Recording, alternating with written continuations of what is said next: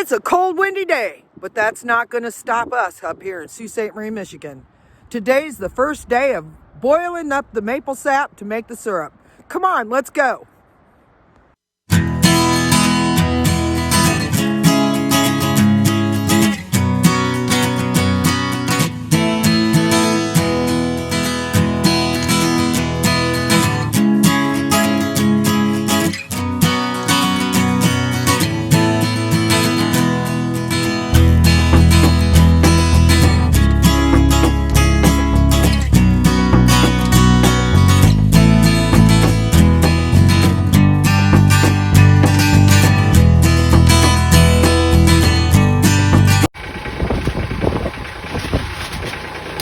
It's a windy day out here. And there it is. The first fire set in the evaporator.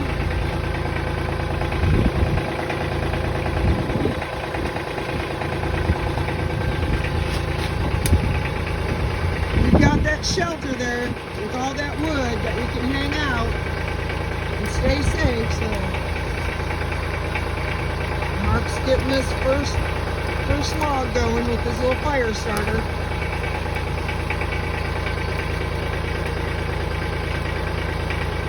Now, Mark, is this a traditional way to start wood? No, this is a cheating way. Works pretty good though, eh? Yeah, it works really well. This is like sawdust mixed with some kind of wax. It really works good for starting fires. Well, I saw where you can take sawdust and mix it with paraffin wax to make your own. Yep. Yep.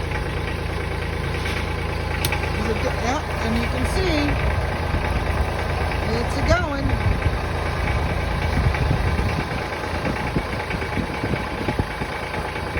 So there we are.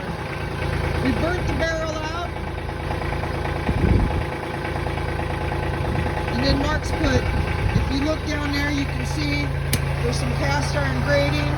He put some, what is that called, that brick that you put in there? Fire brick. It's for lining the inside of wood stoves. And what else do you have in there? I put a little sand in there first to make to flatten out the bottom so I could run a row of fire brick flat.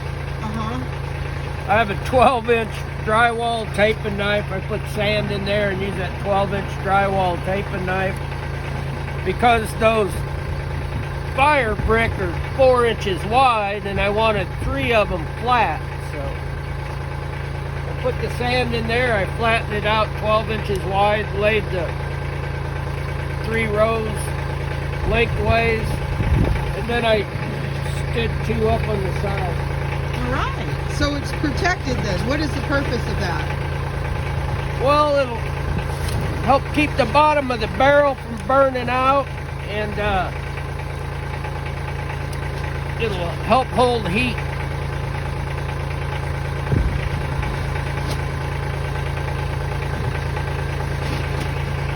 Okay, we'll be right back. We'll get everything set up and we're going to pour in our first bucket of maple sap. How exciting. Today's a huge, exciting day. The front of the stove that Mark made, how do you control your draft and everything with that, Mark? I put the pans on there to close the open top off, to close the door, and you have a flue right here that you can adjust back and forth to adjust the amount of air going in the bottom. And it rolls underneath these grates. Because when I put the sand in there and put the blocks in, I stole these grates out of a grill that Connie had. And it turns out they were just perfect for where the flue sits and to hold the wood up off the fire brick so you get flow of air underneath them and burn well. So that's a real good use of using something that you already have, reimagining it for a different use. Very nice. And all the smoke will go up that little chimney, eh?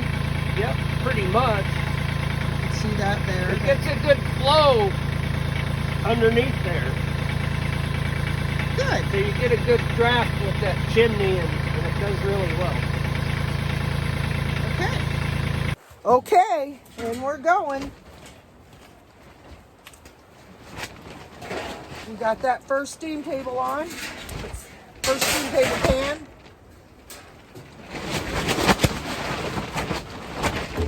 And the second one. Okay, this is a filter that is made specifically for filtering saps and syrups. So we use this to make sure that any sticks don't go in there. All right. And it has officially began.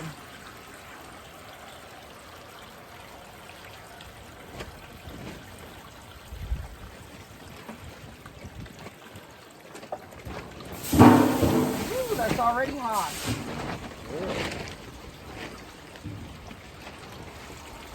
All right, let me get another bucket. That does a great job. I'll show you what the inside of this looks like in a minute. After we get done, each one of these buckets hold 5 gallons, so we've got 5 gallons of sap in each one. So we've got what? How much sap would you say that you collected, Mark? We've got about 16 gallons of sap.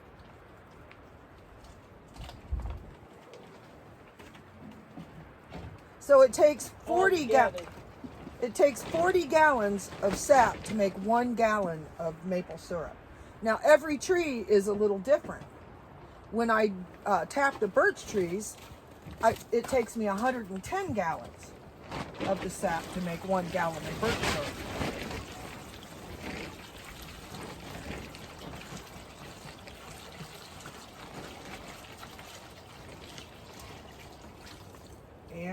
And we're off. And we're off.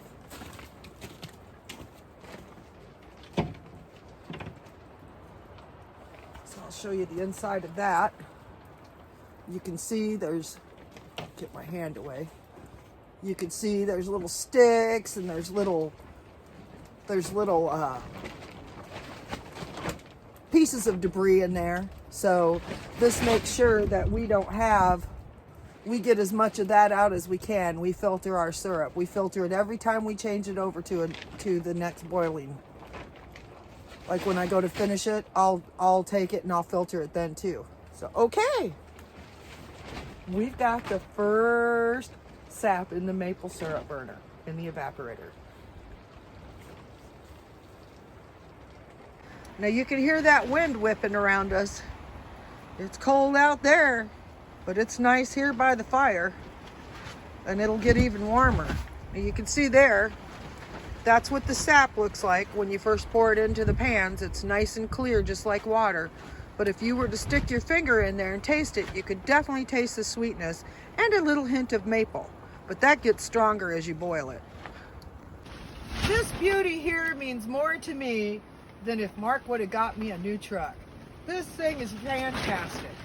I love it because this allows us to, we were using a turkey fryer before, and this allows us to burn so much more, or to steam so much more syrup. So we're waiting for this to come to boil. I'm very excited about this.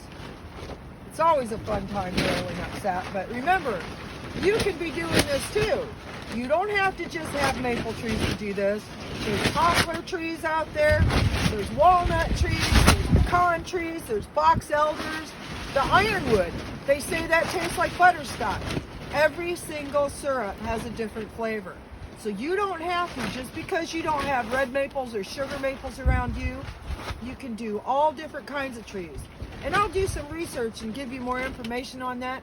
But you know, if you're curious about it, pick up your computer or your phone and Google it, and you'll see there's 27 to 30 different trees that you can do this to. Woohoo! Look at it go. It's boiling now. Now we're not going to bother putting a defoamer in there. Like I said, we like to keep it natural. It warms up in this pan, and we transfer it over here because this is the side that burns hotter. What do you think, Mark? I think it's doing rather well. I think your evaporator that you built up there is working fantastically. Very happy with it. I like it a lot better than using the propane and the turkey fryer, but it worked. Yeah, it worked. When you get started, when you first get started, the turkey fryer is a real good way to go. When you boil your sap up in that turkey fryer, but this, with $4 a gallon propane, I'm happy to use free wood. Yep. And after our whole wind of getting hit by a almost tornado thing, we've got plenty of that. That's for sure. We had 18 trees on the garage. Big trees. Thanks for joining me at the Sugar Shack today. It was fun. We added our first maple sap to the evaporator. Now tomorrow I'm going to take you along with me when we go get the sap from the maple trees, and you can see how that's done. See you soon. Bye.